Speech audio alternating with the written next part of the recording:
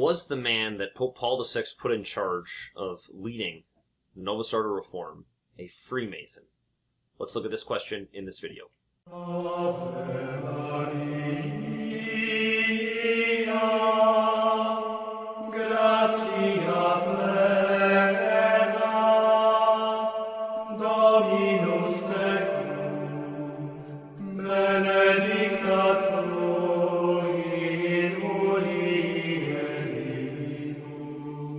Let's pray simply a Hail Mary. In nomine Patris, et Filii, et Spiritus Sancti.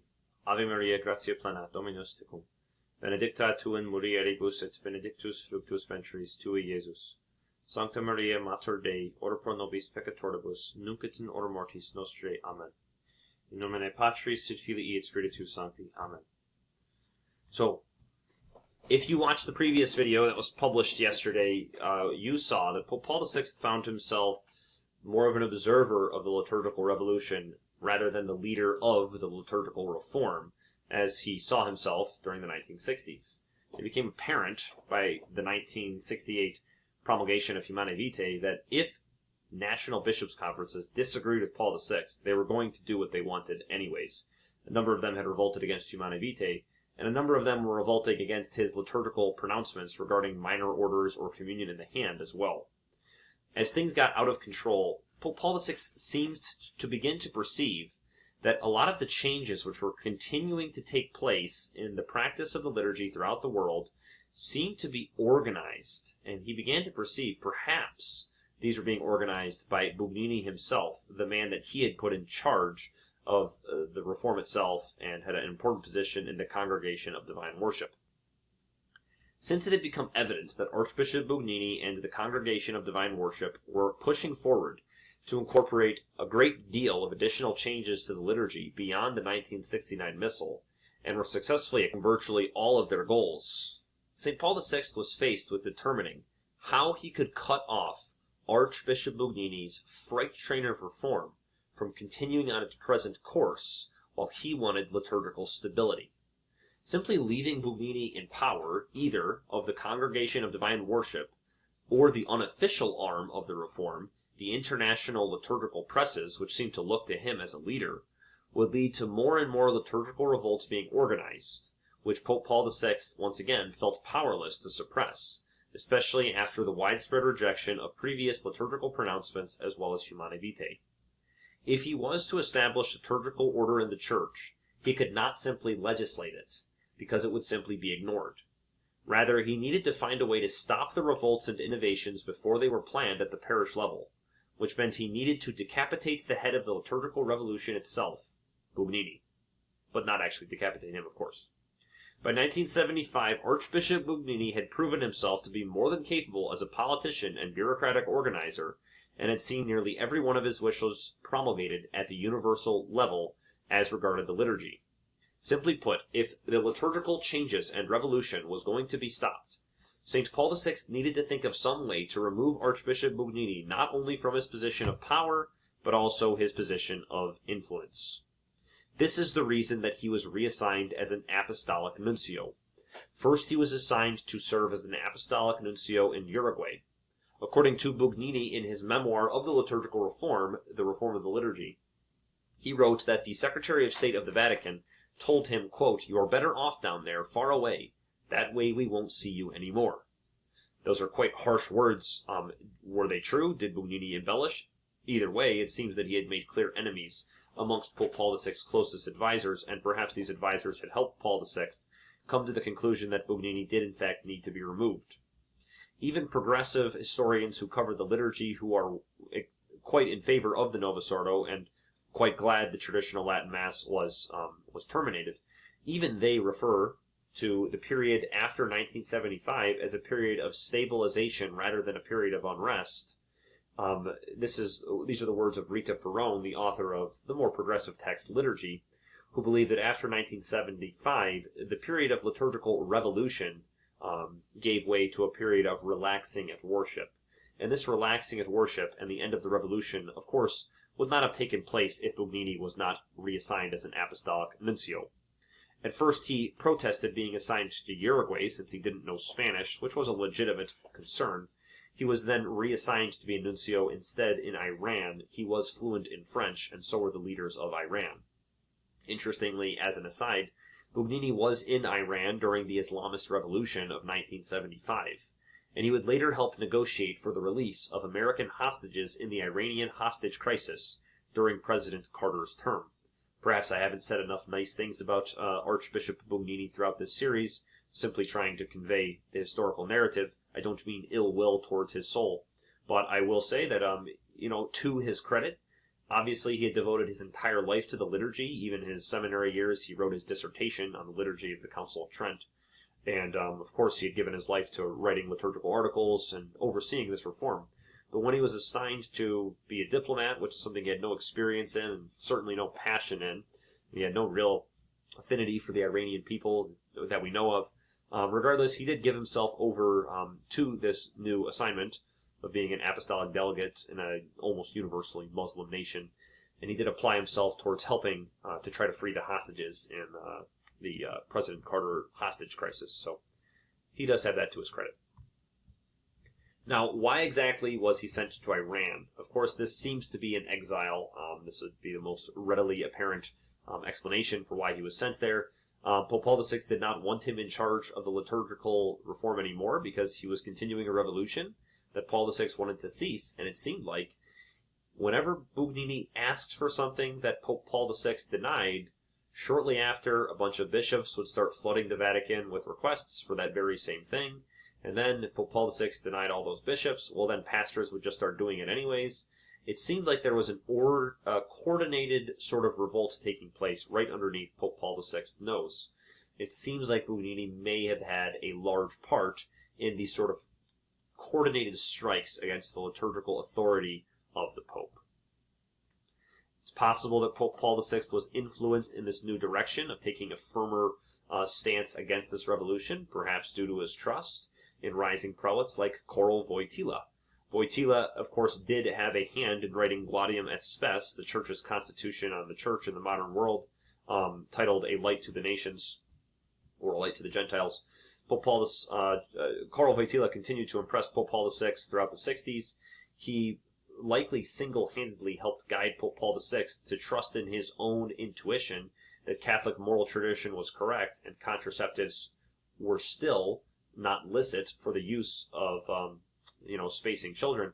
Pope Paul VI sort of intuited this, but his entire commission that was formed to investigate this question was in favor of permitting contraceptive use. It seems that it was only Karol Wojtyla, as an extreme minority in this commission, that urged Pope Paul VI to affirm Catholic tradition. Throughout the 70s, Karol Wojtyla continued to take part in Vatican synods and served as an advisor to Paul VI, and he gave an important Lenten retreat in 1976 called Sign of Contradiction, which helped reaffirm that the Church did have a role to be a counterbalance to the world's values and should not merely seek to accommodate the values of the world. This would help, of course, springboard his papacy as Pope John Paul II. It must be admitted that the summary that I just went over about why I keep calling him Pope Bugnini, why Archbishop Bugnini was removed, that's mostly my speculation looking at the historical data. However, another prevalent theory about why he was sent into exile was not merely because Pope Paul VI needed a tactful way to remove him from his position of influence over this liturgical revolution, but because he was discovered to be a Freemason. Archbishop Bugnini himself did not necessarily believe he was removed entirely for this Masonic rumor. He believed that his dismissal was a result of simply the contriving of his enemies in the Vatican. In Annibale Bugnini, Yves Chiron suggested that Archbishop Bugnini's reassignment as a diplomat was in part a consequence of St. Paul VI's own growing distrust of the man he had placed in charge of the liturgical reform, sort of as I speculated previously. But we must address the Freemason question. According to the common Freemason narrative, Archbishop Bugnini was sent into exile because Pope Paul VI was presented with clear evidence that he was a practicing Freemason who had been sent to infiltrate the Curia in order to purposefully corrupt Roman Catholic worship. Traditionalist Michael Davies and Taylor Marshall both assert this theory in their treatments of this topic. What would seem to be the first written document to speak of Bugnini's Freemason allegiance was that of an Italian writer named Tito Casini in his book El Fumo di Satana verso l'ultimo scontro, in English, The Smoke of Satan Towards the Final Clash. Tito Casini was a poet who later gave over his literary talents to writing on the church, and he was a traditionalist Catholic. Cassini's book was a personal commentary on what he believed was Satan's influence over the reforms of the Second Vatican Council, which he personally opposed. On multiple occasions he criticized Bugnini throughout this text, but his most pointed accusation was made on the concluding page of the book, in which he stated that the reforms of the Mass were, quote, conducted by a Bugnini who finally has been discovered for what we have long suspected, a Mason. All capital letters were used in the original text. I have found websites that repeat this narrative that Bugnini was a Freemason, and sometimes these websites, this is their source, is this book by Tito Casini, which is not exactly a historical text. It's more of just a devotional text, if you will, or a polemical text, I guess, by a traditionalist who's very unhappy with the reforms after Vatican II, and uses all capital letters to say he's been discovered for what he is, but he didn't actually provide his sources. It was just him basically restating what seems to have been a commonly accepted rumor by the publication of this book. There was, to be clear, no historically groundbreaking research that he had uncovered. Now, I have seen websites that even reference this book by Tito Casini, indicating this is the great source text that exposes Bugnini to be a Freemason. There are better written texts that are not perhaps this early, but this is sometimes sourced, which is, it really shouldn't be sourced. There's no evidence here. He is repeating a rumor. Now, rumors are not nothing. While not being in and of themselves historically verifiable sources, you can't say, oh, there's a rumor, therefore it must be true. Rumors are also not insignificant, because often where there is smoke, there is fire. More telling, however, is the briefcase account, which Michael Davies refers to in Pope Paul's New Mass, but also Bugnini himself addresses the briefcase question in his Reform of the Liturgy. So let's take a look about what both opponents to Bugnini and also Bugnini himself say about the so-called briefcase narrative.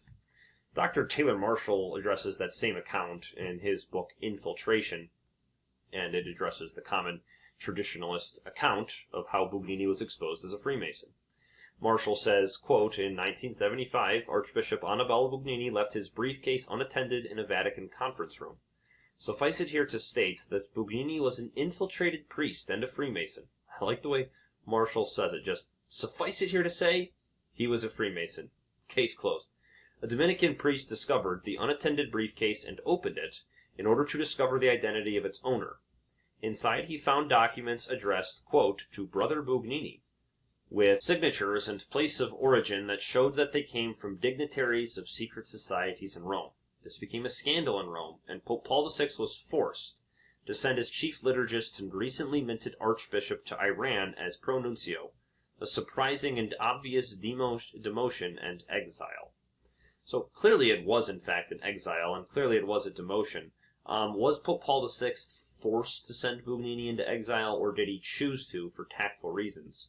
In the beginning of this video, and in the previous video of this series, I indicate that I think Pope Paul VI and Bugnini had clear tension that was brewing, and removing Bugnini from his position was a tactful way that Pope Paul VI was trying to put an end to the revolution. So I don't think Pope Paul VI was forced to put Bugnini into exile. However, this Freemason briefcase story does persist. It's also spoken of by Davies, and once again, Bugnini himself references it, so we still need to address it. But if this rumor began as a means to explain why Pope Paul VI would exile his right-hand man, but not merely excommunicate him, as he should have done if he was in fact a Mason, then there's no need for such an explanation for Bugnini's removal other than the growing tensions between the two of them.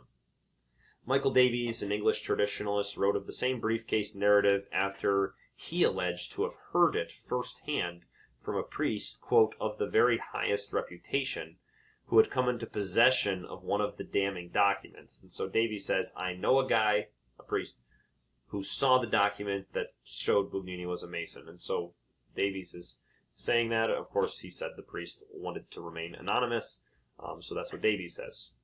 In Ives Chiron's treatment of the controversy, he, the biographer of Bugnini, did not deny the possibility that Bugnini was perhaps a Mason, but he certainly did not imply that he was. He tried to remain neutral.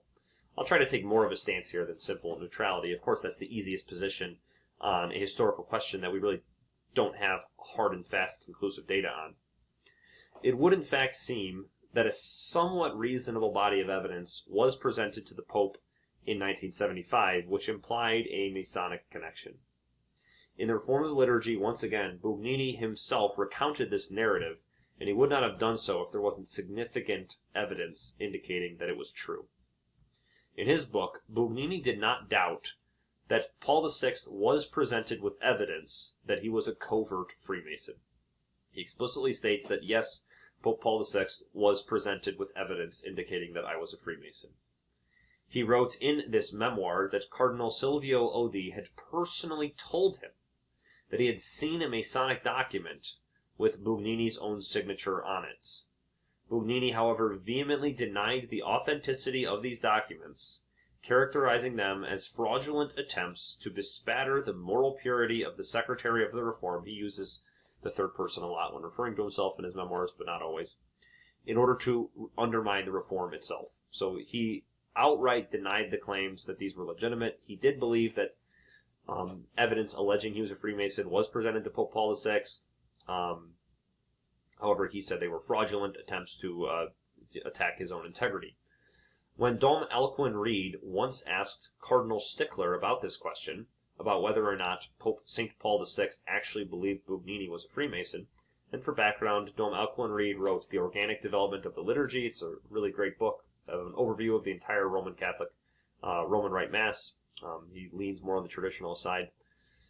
Stickler responded to Reid saying, quote, "No, it was something far worse." So, what exactly could be worse than being a Freemason? That's definitely the million-dollar question.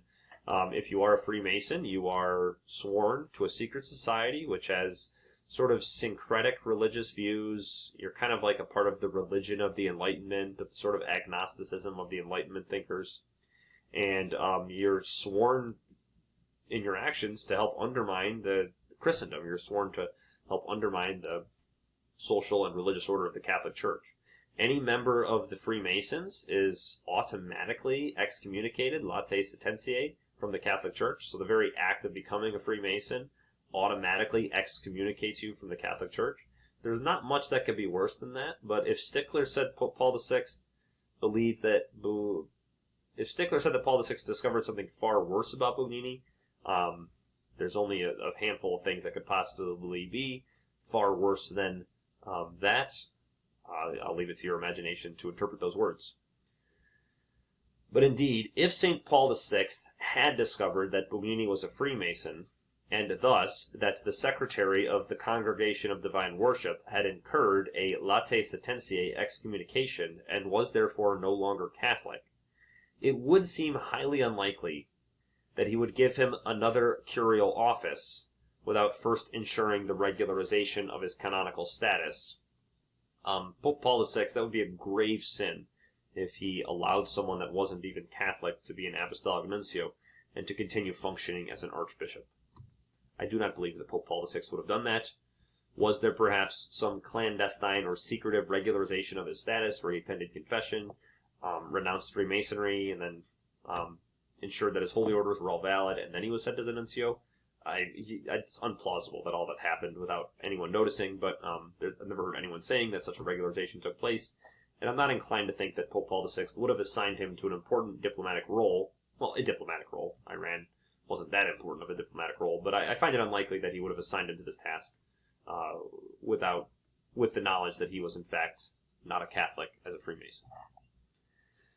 As we have seen, Bugnini's ideas do fit neatly within the context of mid-20th century progressive Catholic thought.